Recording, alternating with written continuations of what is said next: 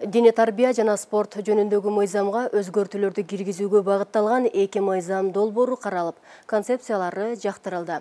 Олимпиадалык, параолимпиадалык жана Азиялык оюндарында алтын медаль алгандарга 10 миллион сом, күмүш медалдын ээлерине 7 миллион сом, коло медаль уткандарга 5 миллион сом берүү сунушталууда. Андан тышкары спортчунун акчалай сый акысынын суммасынын башкы машыктыруучуга 30% берүү каралууда. Дене тарбия жана спорт жөнүндөгү мыйзамына өзгөртүүлөрдү киргизүү тууралуу мыйзам долбоору биринчи окууда каралды.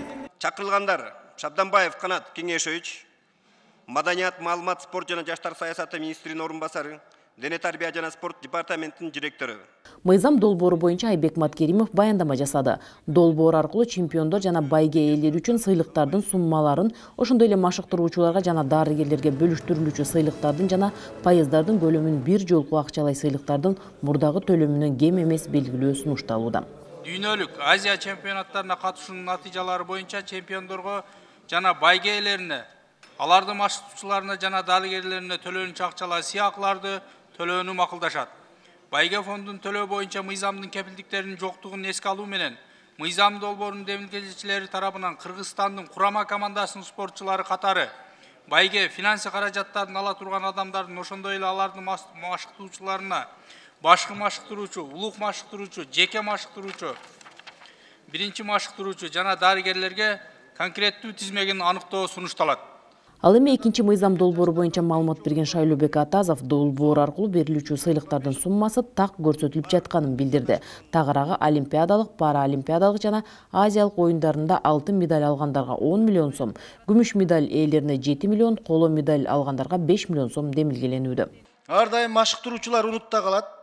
Ошон үчүн машыктыруучулардын эмгектерин да баалашыбыз керек. Биринчи колунан жетелеп тарбиялап, спорт залга алып барып, аны ошол кылмыш чөйрөсүнөн таза спортко тарткан агайлардын эмгектери боюнча. Спортсмендердин укуктары корголбой калган учурлар арбын. Спортсмен бир өзүнүн өмүрүн берет, Кыргызстан желегин желбиретет, травманы алат, анан кийин пенсияга да чыга албайт эч жерден. Анын эч кандай стажы да жок, эртең бир жака жумушка кирейин десе, биз ошону ойлошубуз керек биринчи. Бир жыл алдын график түзүлөт, билесиздер, өзүңүз түзөсүздөрдө. Анан кийин чыгып баратканда ошол акчаны которгонго бир жума калгандан кийин силер акча которулсун десеңер дагы, балдар барып ошол турнирге катышып келгенден кийин дагы бир айдан кийин алышат да акчанычы. Ошо Минфин жооп береби, кимиңер бир ошону бир алдын ала, бир жыл график алдын ала түзүлгөндөн кийин сиздер ошол акчаны даярдап койбойсуздарбы ошолор поездкасына? Билеттерин өздөрү алып атышат, спонсорлордон алып атат. Анан келгенден кийин анан бир айдан кийин алып атат акчаларынчы. Талкуудан соң мыйзам долбоорун экинчи окууда бириктирүү зарылчылыгы айтылып, сунуш пикирлерди эске алуу менен колдоо тапты.